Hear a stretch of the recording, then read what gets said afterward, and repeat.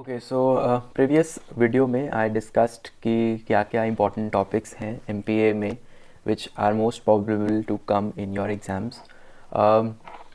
उसके बाद I thought of another topic which I should cover about how to exactly write in your exams.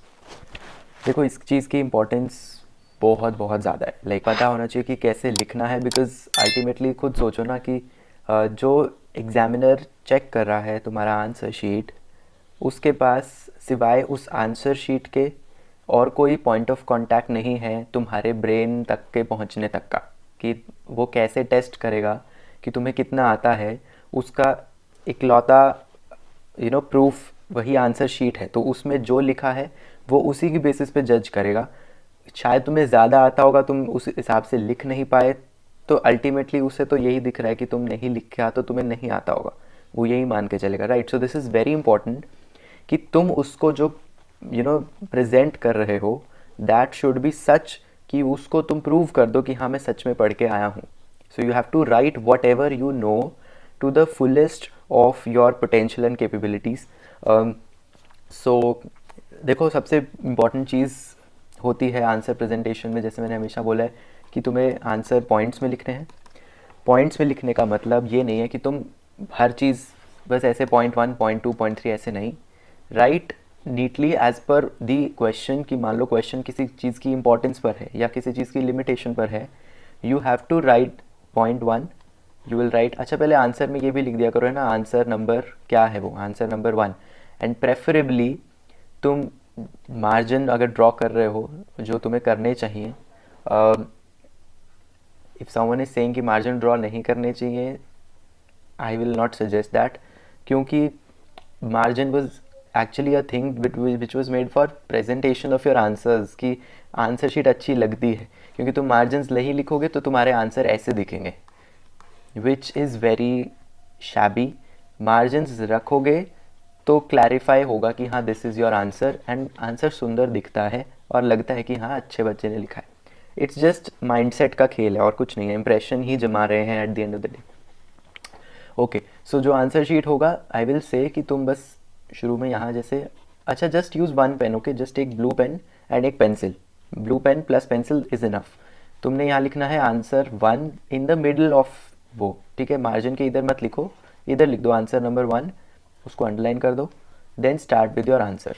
ठीक है, जो तुम आंसर लिख रहे हो उसमें कैसे लिखना है, राइट फर्स्ट पॉइंट, कुछ 2-3 लाइन इंट्रोडक्शन की अगर लिखनी है वो लिख दो, then write the actual point, underline that point, then explain that point.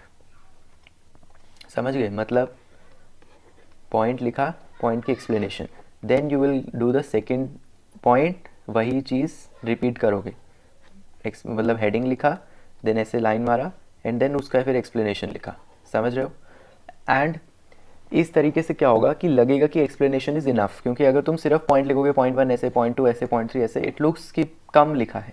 ऐसे लिखोगे तो लगेगा ज़्यादा। एंड आई एम मतलब जेन्युइनली सेइंग, चाहे तुम अंदर वही जो हेडिंग में है उसको बस 2-3 वर्ड्स ऐड करके ही अंदर लिख दो, बट लिख दो। मतलब राइट एनीथिंग बट फॉर्म इसी में लिखो, बिकॉज इट्स जस्ट कि इंप्रेशन आता है कि ओके हेडिंग वाले पॉइंट्स लिखे हैं, so it's more, and that's how actually you fill the pages, जिसके मैं बहुत उसमें नहीं हूँ फेवर में, but still the examiner, again जैसे मैंने बोला कि you have to somehow prove कि तुम्हें आता है। मान लो तुमने लिटरली आंसर शीट में बस ऐसे बिल्कुल परफेक्ट आंसर लिखा है, बट कम दिख रहा है, चांसेस हैं कि जो फटाफट चेक कर रहा है उसे लगे यार इतना सा कम है, not length is not proper, वो कम मार्क्स दे दे, which you will not want. So again मैं हमेशा ये बोलता हूँ, लेंथ जितनी रिक्वायर्ड है उससे चाहे ज़्यादा लिख दो, कम बिल्कुल मत लिख गया ना, because ultimately length is important. ठीक है, वो तुम जितने मर्जी उस पर जोक्स बना लो कि स्केल से नापते हैं कितने लंबा आंसर लिखा है, बट एट द एंड तुम भी अगर चेक कर रहे हो, किसी ने 2 लाइन लिखी है, तुम इसको अज्यूम करोगे यार उसको नहीं आता होगा अच्छे से। So it's a fact. तो तुम जो भी आंसर लिख रहे हो, हेडिंग लिख दो, उसमें हेडिंग में बस 1-2 लाइन एक्स्ट्रा करके, चाहे वही हेडिंग दोबारा लिख के उसमें 1-2 चीज़ें बस ऐड करके कुछ भी एक्सप्लेनेशन बना दो, बट हेडिंग ज़रूर लिखना, हेडिंग को अंडरलाइन ज़रूर करना।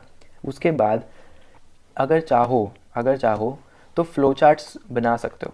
अब फ्लो चार्ट्स में प्लीज़ ड्रॉ करने में टाइम मत बर्बाद करना, बिल्कुल भी नहीं, बिल्कुल टाइम तो मत बर्बाद करना, क्योंकि अगला पॉइंट बताऊंगा टाइम मैनेजमेंट, बट ये चीज़ ध्यान रखो, फ्लो चार्ट जब तुम बना रहे हो, जस्ट जिस पेन से लिख रहे हो उसी पेन से बस एक ही लाइन में, जैसे टाइप्स ऑफ वो है ना, टाइप्स ऑफ ऑर्गेनाइजेशन स्ट्रक्चर, तो बस ऐसे लिख दो type of organisation structure, and उसी पेन से बस फटाफट बस ऐसे लिख दो, लाइक समझ रहे हो कि ये type network organisation structure, project matrix, what जो भी टाइप्स हैं वो तुम ऐसे लिख दो।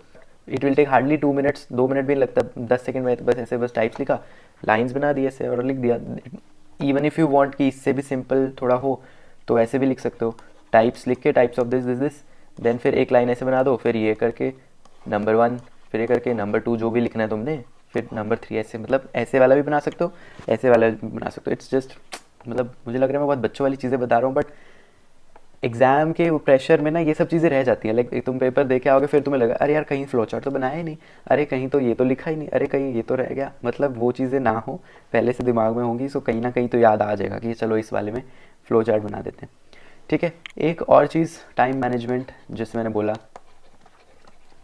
90% चांसेस यही हैं कि तुम्हें एंड के 15 मिनट में पैनिक ही होगा, क्योंकि तुम्हें होगा यार टाइम कम है। 90%, चाहे तुम शुरू में सही स्पीड भी पकड़ के रखोगे, एंड तक आते आते टाइम कम ही रह जाता है। एटलीस्ट मेरे केस में तो यही होता था जब भी मैं एग्ज़ाम लिखता था। सो आई यूज़ टू थिंक कि ओके 2.5 घंटे का पेपर है, बस मुझे उसी हिसाब से लेगा, I have to somehow manage to write the entire paper in 2 hours 30 minutes।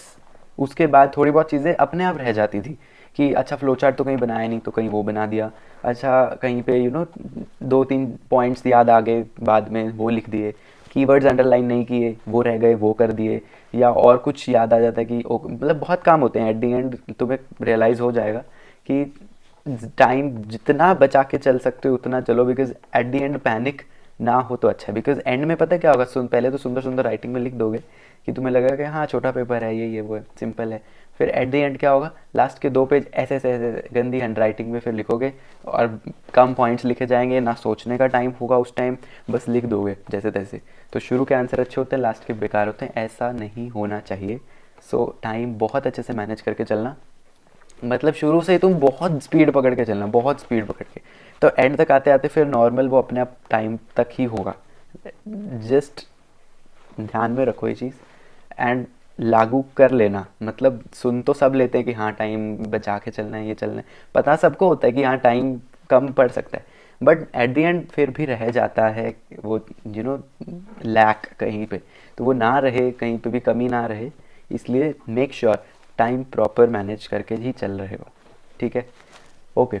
इसके अलावा एक चीज़, जहाँ पर भी तुम्हारे को कोई क्वेश्चन दिख रहा है जिसका तुम्हें आंसर नहीं आता है, उसके दोनों पार्ट्स साथ ही करने हैं। मतलब अगर क्वेश्चन 2 का बी पार्ट तुम्हें नहीं आता है, तो ऐसे मत करना कि क्वेश्चन 2 का ए लिख दिया, फिर क्वेश्चन 3 पे आ गए और फिर बी पार्ट पेपर के एंड में कर रहे हो, क्वेश्चन 2 भी ऐसे लिख के।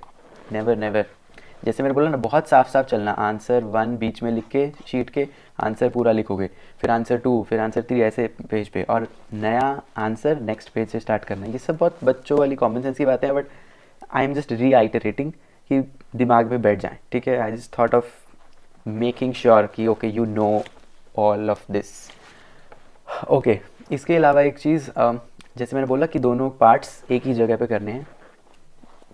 ऑप्शंस वाले क्वेश्चन जो होते हैं लिख दिया करो, ऑप्शन 1 कर रहे हो, ऑप्शन 2 कर रहे हो, गुड, एग्जामिनर को अच्छा लगेगा।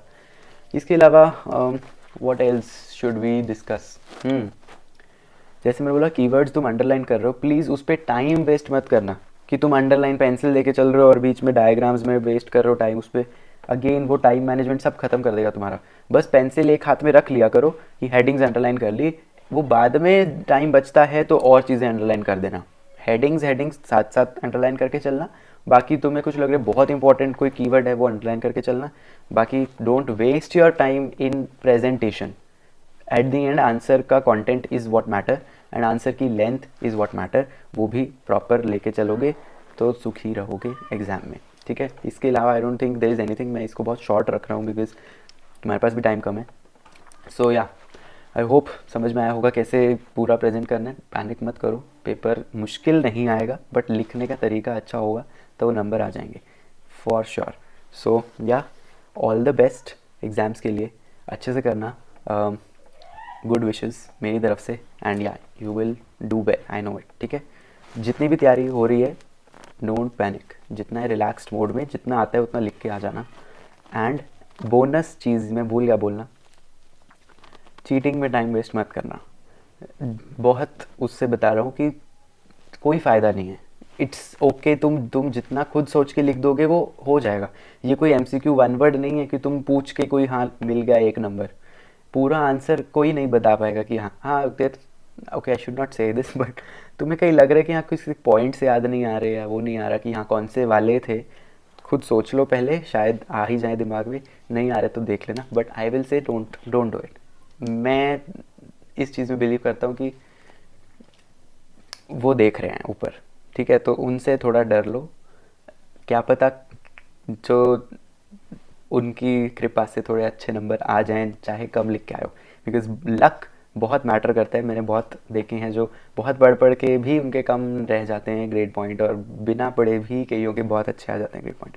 सो yeah that is also a thing. Anyways, I hope useful रहा होगा ये सेशन। रहा है तो मैं कभी बोलता नहीं हूँ ये, मुझे बहुत वो मतलब आसपास के सारे लोग बोलते हैं why don't you just say कि ओके यू नो प्रमोट करो थोड़ा अपना चैनल और ये करो वो करो। मैं कुछ नहीं करता हूँ, because I just make videos uploaded and Telegram पे जो थोड़े बहुत डाउट्स होते हैं या कमेंट्स में डाउट्स होते हैं वो क्लियर कर देता हूँ। आई डोंट से, बट या आई जस्ट नो कि ओके यू नो कि एल्गोरिदम कैसे वर्क करता है। So if you find my videos useful, नीचे कमेंट्स छोड़ दिया करो, एक दो, तुम्हारा कुछ जाएगा नहीं, 1 सेकंड लगता है, कुछ भी लिख दिया करो, आई जस्ट रीड इट, उस पर लाइक कर दिया करूँगा मैं, अच्छा लगेगा, बट एल्गोरिदम को बहुत अच्छा लगेगा, तो इसलिए प्लीज़ कर दिया करो। बाकी bye bye. I hope paper अच्छे जाए, आई होप पेपर सिंपल आए और तुम बहुत अच्छा करोगे। बाय बाय, बहुत बाय बाय बोल दिया, अब जा रहा हूँ, बाय।